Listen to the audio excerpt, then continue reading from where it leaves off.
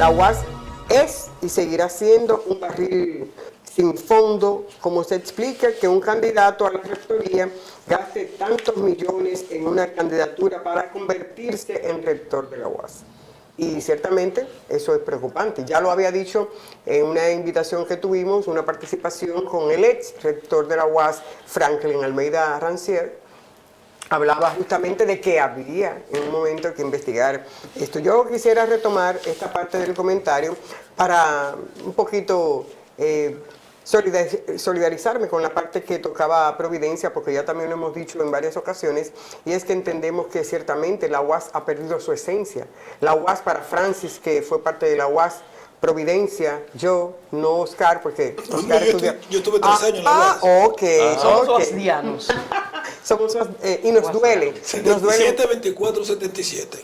Pero nos duele mucho la situación en la que se califica la UAS el día de hoy, porque uno recuerda esos años en los que la UAS era un ensayo, era un reflejo de lo que acontecía en la sociedad dominicana. Entonces se reflejaba en una forma de reivindicar esos llamados que hacía la sociedad dominicana y que hoy habrá que hacer ese estudio de ver por qué se necesita tanto dinero para hacer una candidatura como interna. Si fuera presidencial. Como si fuera presidencial en la Universidad Autónoma de Santo Domingo. Eso habría que revisarlo también y ver qué es lo que está pasando, qué es lo que se persigue con eso. Y sobre todo también ver que ni siquiera se ha hecho gestión y ya se empieza a pedir dinero también. El primer discurso. Pero ese dinero, Niurka, siempre que se aumente el presupuesto, es para los profesores, casi siempre. Para pago se de lo ellos, traen para pago de ellos pago. mismos. Entonces, así no. Y entonces tú ves las aulas destartaladas, o sea, la silla destartalada.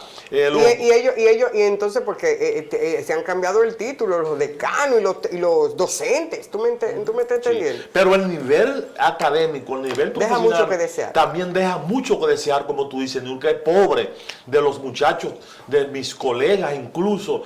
No tienen conocimiento. Tú hablas, bueno, no quisiera, porque entre ¿cómo dice? Manguera, no se pisa, sí, la manguera. Pero la verdad es que cuando tú ves lleno el área de comunicación, cuando tú ves a nuestros comunicadores, a nuestros profesores, hay muchos deficientes que no tienen el conocimiento, que la UAS no se ha encargado de dotarlos de los conocimientos necesarios para que puedan impartir una educación acabada, acorde con los nuevos tiempos. Claro. Lamentablemente la tecnología, tú ves que es pobrísima. Yo me pregunto, por ejemplo, en cuanto a comunicación, los laboratorios de comunicación, yo creo que la UAS sigue siendo, en ese sentido, en relación a otras universidades, la de peor educación, formación, en términos de lo que es la comunicación. Lamentablemente tengo que decirlo, porque a los comunicadores. Pero por eso incluso es que no pueden hablar los rectores. Hemos tenido invitados y no pueden hablar de gestión. Ni de qué cosas, ni de cosas que afectan, ni de cosas que se necesitan. Primero, porque no aplican esos dineros donde se supone que tienen que invertirlo. No lo aplican. Mira, y segundo, porque no pueden decir nada del gobierno externo porque son parte del gobierno. Oye, está muy bonita la UAS. Sí. No, por fuera está bonita. Pero tampoco se puede quitar. Ese proceso lo inició Leonel Fernández. Tampoco, tú me entiendes. Ciertamente, no podemos ser egoístas. Ese proceso de adesentamiento y del urbanismo, del espacio físico, eso empezó... Y la creación de nuevas universidades. Pero oye lo que... Eso lo inició el doctor Leonel Fernández. El tema, y es que, hablando yo con personas que dirigen una institución de captación de recursos humanos para trabajar en el sector privado, esencialmente, me dicen, oye, si vienen 3 personas, 10 personas, el título de la UAS es el último recurso para elegir. Oye, una institución, una empresa privada que se encarga, no me digas, rechazan. ¿Tú sabes por qué? Porque la mayoría, escúchame Providencia, se te quita el tema, la mayoría de los profesionales que salen de la UAS, óyeme, cuando tú hablas con ellos, ustedes, mira, me excusan, yo vengo de ahí, pero la verdad hay que decirla. Cuando van al mercado laboral, no hay competencia con lo de la UNFU, la UNFU no, con la de la madre y maestra, con la de las otras universidades, porque esa gente tiene grandes laboratorios. En lo único que yo entiendo que la UAS es súper buena es la medicina, que aunque también hacen falta muchas cosas, tecnología y todo eso, pero parece ser que ellos se han enfocado más ahí. Pero cuando tú te vas, por ejemplo, la UAS se ha quedado atrás en cuanto a la creación de una nueva carrera, que acorde con los nuevos tiempos, la tecnología, pobrísima. O sea, no se ha quedado atrás, no ha pensado en que, 5 años, 6 años estudiando medicina. Señor, pero si usted quiere que un país se desarrolle, hay que pensar en la carrera que demandan la sociedad, los tiempos. Lamentable, no han pensado en eso, no se ha readecuado.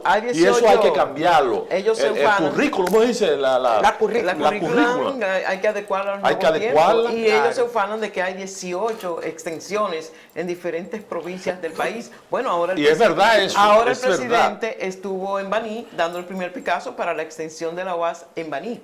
Pero entonces, la extensión de Barahona, la Escuela de Comunicación Social, están diciendo, oye, somos 19 estudiantes en la carrera de Comunicación Social.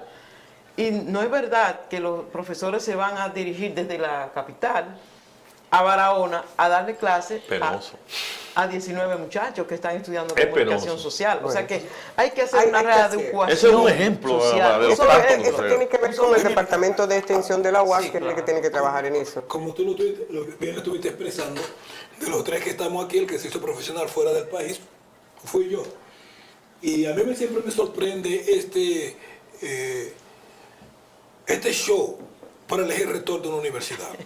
O sea, en ninguna parte del mundo yo he visto que hay que hacer esa elección presidencial. Porque no es asunto académico, es político. Sí, responden a los partidos políticos. Es político. Pero, señores, en todas partes del mundo, todas las universidades tienen una concepción ideológica. Claro. Y el que está en una universidad siempre el rector responde a una concesión política y con frecuencia responde a una orientación determinada. O sea, aquí lo tenemos. O sea, Harvard tiene una concesión ideológica muy diferente y por eso es que dice que Yale es la universidad que tumba gobierno. Porque la mayoría de los presidentes que han tumbado gobierno en otros países provienen de Yale. Entonces, Princeton se considera una universidad de la extrema izquierda. La mayoría de los estudios de los marxistas y todo eso están en Princeton. O sea, esa concesión existe en los Estados Unidos. Y existe en todas partes del mundo. Ahora, no hay que hacer una campaña política de cientos de millones de pesos para elegir un rector. ¿Qué es lo que yo no entiendo? Lo que pasa es, para agregarle lo que tú sigues. Entonces, una universidad que, yo no sé si ustedes recuerdan que fue en el 2012 o en el 2014, salió un estudio de las principales 500 universidades de Latinoamérica. De Latinoamérica. Salieron solamente 2 universidades dominicanas. Salió la Ucamaima y la UAS quedó en el lugar 330 y pico. La primera de América. Siempre. Entonces, luego, la primera de América. 484 años va a cumplir este 28. Medio siglo. Casi medio siglo. Este 28 de octubre. La primera de América. Luego, tú te preguntas, ¿por qué? Ahora estamos abriendo un montón de detenciones, donde no hay profesores. Yo entiendo que tú abres un centro para tú crear una pequeña clase media en ese lugar donde el profesor se vaya a vivir allá.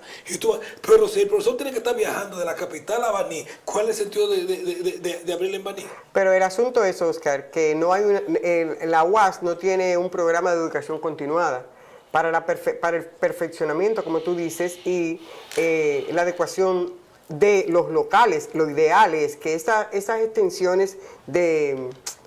¿Cómo que se llama el departamento? De extensión. Ese departamento de extensión, que sé cómo se llama, vaya creando las bases de docentes locales para que sean los que vayan a Pero la forma más sencilla de hacerlo es especializando. Si tú quieres estudiar agronomía en la UAS, tienes que irte a Baní.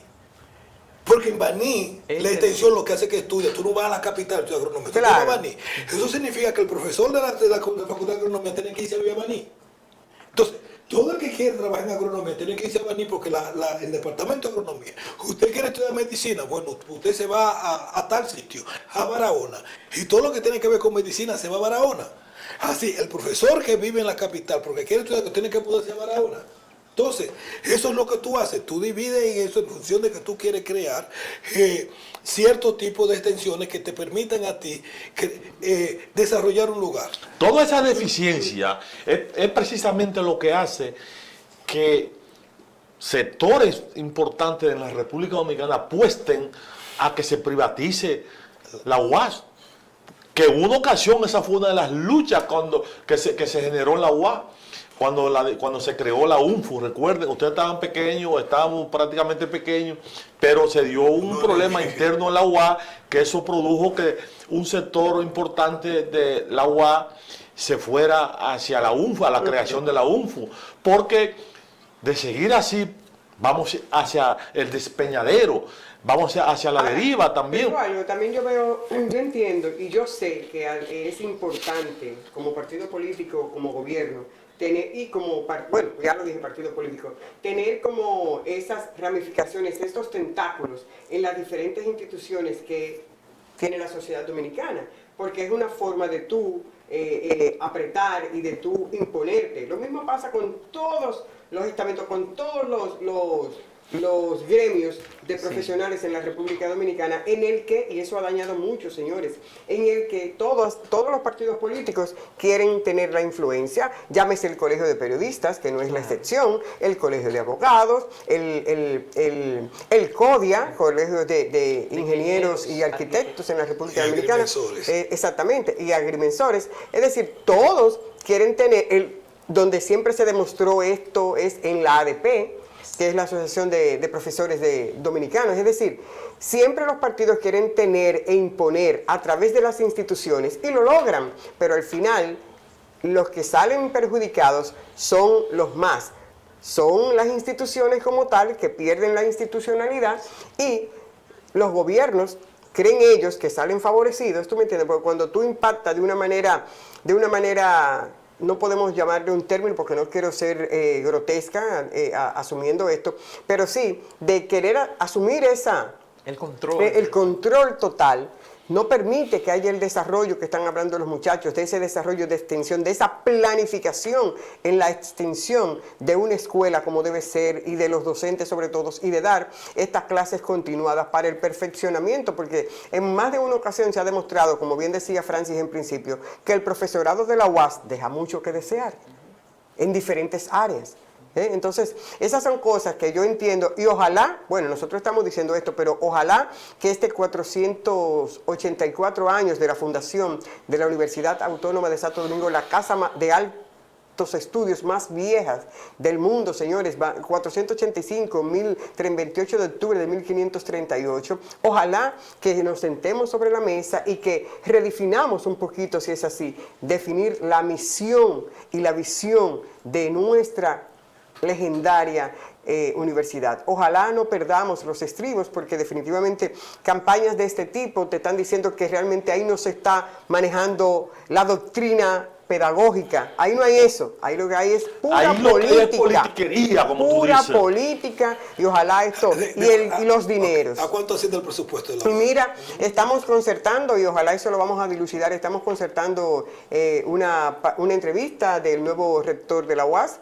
De hecho, vamos a conversar con él y le vamos a plantear todo esto porque nos preocupa, no solo porque somos egresados de esta alta casa de estudios, sino porque de verdad entendemos que la UAS debe retomar ese papel histórico que a lo largo de todo este tiempo, cuando uno fue estudiante, venía jugando, sobre todo de colocarse del lado, señores, de la gente que necesita la participación de la universidad. Eso no se está viendo. Tú ves que se caen las cosas del lado y la UAS no dice nada, pero lógicamente no puede hablar porque está maniatada, está con un bozal, porque no puede decir absolutamente nada. Entonces, ojalá de verdad este año que viene, que va a cumplir 484 años, pues se revise un poquito la misión y la visión de la Universidad Autónoma de Santo Domingo. Otro tema interesante que no podemos nosotros dejar pasar de lado y es el que planteó Oscar Pérez, en el sentido de que, ciertamente, señores, el presidente Joe Biden salió con una maleta cargada de muchas cosas,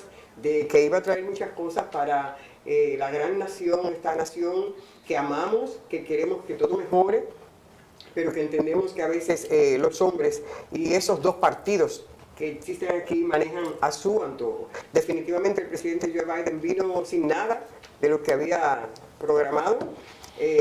Uno dice, bueno, y hasta dejaron casi a AMLO plantado, porque inmediatamente terminaron eso, cogieron el avión y se fueron entonces Ni la dejaron comer el postre. Yo creo que no, yo creo que no se le despidió a AMLO. Entonces, pero también tú sabes que en esta tesitura el asunto es que hay una crisis y Estados Unidos se está dando cuenta de eso y quiere ver por todas las formas de cómo enrumbar eso, porque el asunto es que está perdiendo territorio, sobre todo en América Latina, en los países de América Latina. Señores, Argentina y Brasil están visualizando usar otra moneda que no es el dólar. No, y se quieren agruparla en los países BRIC. ¿Me entiendes? Brasil ya lo es. O sea, Brasil vamos ya hacia ahí. Entonces yo pienso, perdón, Argentina, Irán son ya parte de los países, ya son parte. Y cada vez más se están sumando otros países importantes pero del mundo. Todos estos últimos intentos como una que ha cuestión hecho estratégica. el presidente Joe Biden, lamentablemente no están dando resultados. Y yo entiendo que es también como esa actitud arrogante con la que se entró a la gestión y que lamentablemente hemos tenido que ir desmontando, pero que, señores, por eso no podemos escupir para arriba porque uno no sabe. Todo esto es producto de todo eso que se había dicho y de toda esa, que a veces no pensamos en las relaciones exteriores y que, como bien dice nuestro querido Iván Gatón, no tenemos amigos, tenemos relaciones. Por eso usted tiene que saber... Intereses, perdón. Usted tiene que saber cómo manejar las relaciones, porque el asunto es que después, al final, esto es lo que pasa. Yo pienso que los Estados Unidos, yo pienso que ciertamente, como tú dices, yo pienso que los Estados Unidos tienen que reevaluar su accionar frente al mundo y específicamente frente a los países tercermundistas y sobre todo latinoamericanos, que se ha perdido, se ha olvidado los países latinoamericanos pensando en función de agarrar, controlar a los grandes países y hasta acercar a otros países que son ya hoy día potencias, como en el caso de Rusia. El hecho mismo de que veamos lo que está aconteciendo en Ucrania y Rusia es un error de los Estados Unidos, del poder norteamericano, de querer cercar a esa nación, sin lugar a dudas, creyendo que solamente ellos están en condiciones y en capacidad de mantener el poder y de ser el control del mundo. La gente, los pueblos entienden ya hoy día que es necesario que también hayan fuerzas diferentes, multipolares, que no solamente haya un control absoluto, porque cuando eso se ha dado, los resultados han sido negativos: imposiciones, control de la riqueza, pocos aportes de los organismos internacionales hacia los países pobres. Entonces, es bueno que hayan otras naciones que tengan disposición y capacidad de contribuir con las naciones pobres del mundo. El caso de China. China ha venido a jugar un papel sine qua non imprescindible para el crecimiento económico de las diferentes naciones del mundo. En el caso de República Dominicana, en el caso de Ecuador, en el caso incluso hasta de la propia Cuba, que ha estado cercado durante más de 60 años. O sea, las inversiones chinas están generando de una u otra forma una reducción de la pobreza en muchos países, las inversiones, incluso con más empleo, la creación de muchos más empleos. Porque cuando llegan como República Dominicana, que hay áreas de China, aunque se dice que hay muchos haitianos, que son los haitianos los preferidos de ellos, pero la verdad es que hay muchos dominicanos que trabajan en esas empresas chinas, en esas microempresas también. Entonces todo esto reduce la pobreza, pero la realidad es que los Estados Unidos entienden todavía en el siglo XXII que ellos son la fuerza al estilo Roma en aquellos tiempos, que se creía que era impoluta, que no podía caer. Entonces, cuando usted aplica políticas incorrectas, como está sucediendo ahora, sencillamente porque los arcones quieren que sea así, porque quieren ganar pingües beneficios de carácter económico, sobre todo control de la riqueza de las naciones, entonces resulta y viene a ser... Señores, nadie es pendejo ya en estos tiempos, no hay tecnología. Se da cuenta, aunque usted utilice fake news, ¿cómo dicen ustedes fake news? Los fake news a través de las grandes cadenas televisivas, porque es un bombardeo constante para que la gente entienda que lo que hace Estados Unidos en el mundo, las invasiones y todo eso, es correcto.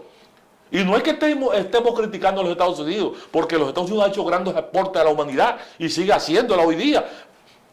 Es el dicho preferido de todos los latinoamericanos cuando están en extrema pobreza, para llegar aquí y producir quizás riqueza y cambiar su estilo de vida. Pero lamentablemente Estados Unidos se ha estado perdiendo, ha estado jugando un papel muy feo que al final de cuentas tendrá que revisarse y aplicar fórmulas más adecuadas que le permitan mantener el statu quo como tal. Es una realidad y lo vemos aquí que la reunión de ministros de finanzas y presidentes de bancos centrales del mundo que se reunieron en Bali, concluyeron el sábado ese cónclave sin ningún tipo de comunicado oficial conjunto debido a desacuerdos sobre el conflicto que existe en este momento entre Rusia y Ucrania. O sea que los líderes no pudieron ponerse de acuerdo en ese sentido. Y eso que ustedes están diciendo viene a corroborar esto que pasó en Bali, porque no se logran poner de acuerdo con esa en relación a lo que es el conflicto Rusia y Ucrania. O sea que todos los días pasan cosas hay que recordar en ese sentido. Que antes de la reunión de los presidentes de bancos centrales hubo la reunión de los ministros de Relaciones Exteriores. Exacto. Que también terminó de la misma forma, por primera vez sin una fotografía en conjunto y segundo, sin un tipo de resolución. Pero lo interesante es que han habido dos reuniones básicas que demuestran la reducción de la influencia de los países occidentales en la economía mundial y la expansión de los países del tercer mundo. Emergentes. Casi paralelamente, el G7 hace unas 3 o 4 semanas, el G7 se une en Alemania y el BRICS se reúne en China. El BRICS representa 3.2 mil millones de personas, el G7 777, de los cuales la mitad es prácticamente los Estados Unidos. Entonces, pero también comienza a sumarse las dos principales economías de Asia ahora, que es el centro económico del mundo, primero es China, pero segundo, ya sobrepasando a Japón, es la India. Sí. Es la India. Entonces, tú te encuentras un país como la India y como China, que entre los dos juntos representan el 25% de la población de la Tierra, siendo uno, el primero China, la primera economía del mundo. Y yo creo que la persona quiero implicar eso. ¿Por qué China es la economía número 1 del mundo? Nominalmente, en términos de volumen, en dólares, Estados Unidos sigue siendo la primera. Pero en términos de capacidad de compra, China es la primera. O sea, ¿qué tanto yo puedo comprar con el presupuesto de China y con el Producto Interno Bruto de China y con el Producto Interno de los Estados Unidos? Lo cual ha convertido a China, aparte de eso, en el principal mercado de consumo. Que si yo tengo un plátano y yo quiero venderlo, el mercado es como los mercaditos que uno tenía en los pueblos. Pero cuando tú quieres algo importante, tú te ibas a Santiago o te ibas a la capital. Entonces, China es el mercado del mundo, tanto para importaciones como para exportaciones. Pero luego viene la figura más trascendente. China es el principal socio comercial o financiero de 142 países. Los Estados Unidos lo es alrededor de, creo que es 58, 60. O sea, que desde el punto de vista económico, la principal economía del mundo hoy día es China. Luego viene el caso particularmente de la India. Y una cosa importante, ellos vienen ascendiendo. Entonces, ayer me entero que Indonesia pasó a ser la 5ª economía del mundo, reemplazando a Inglaterra. Entonces, estamos en un mundo completamente diferente. Y ese es el mundo que Biden prometió cuando él comenzó que él iba a impedir que surgiera. Cuando él dijo, no on my watch. Cuando a él le preguntaron que si China se iba a convertir en la potencia número 1, él lo dijo posiblemente, pero no mientras yo sea presidente. Lo cierto es que China ya lo es bajo la presidencia de él y posiblemente lo sea en términos nominales si él se reelige antes de que él termine. Por eso yo creo que para no cumplir con esa promesa, usted se encuentra, señor, ustedes se enteraron bueno, tú lo mencionaste, del anuncio que salió aquí de la ciudad de New York para protegerse en caso de una guerra nuclear. Claro, lo dijimos el viernes. Porque, realmente todo el mundo sabe que si hay una guerra nuclear no se van a salvar las cucarachas. No, que se van a salvar las cucarachas. Entonces eso fue un gasto innecesario. No, eso es que el New York Times... el New York Times, que fue defensor acérrimo de Biden, le está diciendo a Biden, tienes que irte. Abiertamente, el Partido Demócrata fue en el 60 y pico %. Sí. Entonces, ¿quién es el culpable de la política de Ucrania? Es Biden. Entonces, por primera vez, la prensa comienza a meter en los Estados Unidos lo que está pasando en Ucrania es la posibilidad de que mueran 12 millones de personas en el estado de New York. Entonces, ese apoyo popular que se ha creado a través de los medios de comunicación, siendo propaganda simple y llanamente a favor de Ucrania, está comenzando a reducirse. Y le están metiendo a la gente en la cabeza de que está tú dispuesto a arriesgar la vida y la existencia de los Estados Unidos para defender a Ucrania. Entonces, se está comenzando a... Sí, pero yo lo que pienso, Oscar, que entonces, ciertamente, empezando por los medios gigantes, juegan con la ignorancia de la gente, porque el asunto es que ellos mismos iniciaron parte de esta campaña y crearon el ambiente para que esto se diera. Entonces, yo lo que pienso es que esto debe llamar a la gente, a los neoyorquinos, a los estadounidenses, porque todos los estadounidenses son parte de todo esto. Es decir, hacer un estudio y decir, oye, pero la verdad es que para conseguir un objetivo son capaces de inventar falsedades que se han demostrado a lo largo que no es verdad. Entonces, eso es lo que tiene que llamar, y que los líderes utilicen siempre estas mentiras, porque no es la primera vez que se usa la mentira para invadir un territorio. Todo se ha demostrado que el conflicto de Irak y de otros tantos, de Afganistán y todo eso, eran mentiras, que lo hicieron basados en la mentira. Entonces, ¿por qué teníamos que creer esta verdad? Una buena excusa, siempre buscan una buena excusa para... Sí, pero los 50 comunistas de la República Dominicana, sí, que justificó la invasión del 65. Entonces, pero esto es, señores, para que a partir de ahora tengamos como ese sentido común para preguntar y demandar de nuestras autoridades, porque miren dónde estamos, unos niveles de inflación que todavía no se han magnificado en la justa dimensión como va a ser y todo lo que va a pasar. Solamente porque para justificar. Porque déjame decir también que Zelensky está sacando gente que lo considera traidora de su gabinete. Pero ellos han admitido, ellos han admitido, el gobierno de Zelensky, algunos funcionarios ya están admitiendo que es imposible ganarle la guerra a Rusia, aún con las armas que los Estados Unidos y el dinero que se le ha prestado, digo yo, porque ese dinero lo van a sacar de la costilla. Pero ¿a quién se lo van a...? ¿A quién se lo van a...? Sí, no, va a quedar destruida, pero si ellos porque ese dinero lo vamos a pagar nosotros. Pero si ellos se quedan en el poder, o sea, Zelensky y el gobierno reaccionario al servicio de Estados Unidos y de las grandes potencias, la Unión Europea, compañías, si se quedan ahí, yo estoy casi seguro que los Estados Unidos no dan nada por darlo. Algún interés después de ahí tienen.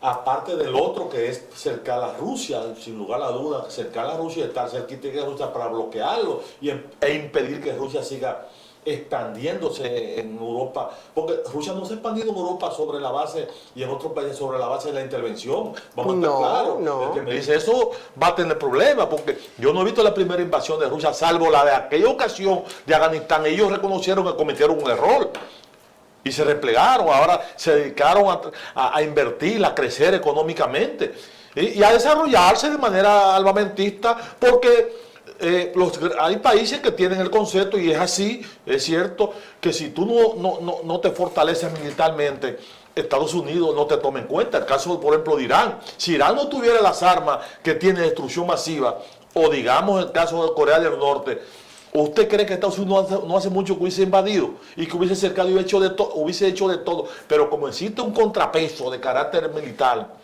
entonces ellos tienen que apostar quizá a la manipulación mediática, a los fake news, y muchas veces a la guerra, como la están haciendo en Ucrania, la guerra, como dicen, proxy, o sea, que donde ellos son los intermediarios y supuestamente lo que empujan, la parte beligerante, sí, pero no intervienen militarmente. Pero de todas maneras lo que quiero decir es que los Estados Unidos tienen que reencontrarse y volver otra vez a su esencia en seguir invirtiendo en su nación y en los países amigos de América Latina, aunque se nos diga a nosotros que somos el patio trasero, pero si invierten en nuestros países bajo una política de equidad, sobre todo porque tampoco es para que nosotros te entreguemos la riqueza, porque ese es un problema que hay que dilucidar.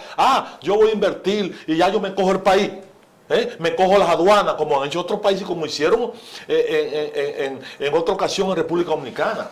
Esa es la verdad. Sí, y yo te voy a decir una cosa. En ese sentido, justamente en el día de ayer, el senador demócrata Bernie Sanders también criticó la visita que giró Joe Biden a Arabia Saudita, y sobre todo porque eso es, señores, no podemos ser y tapar el sol con un dedo.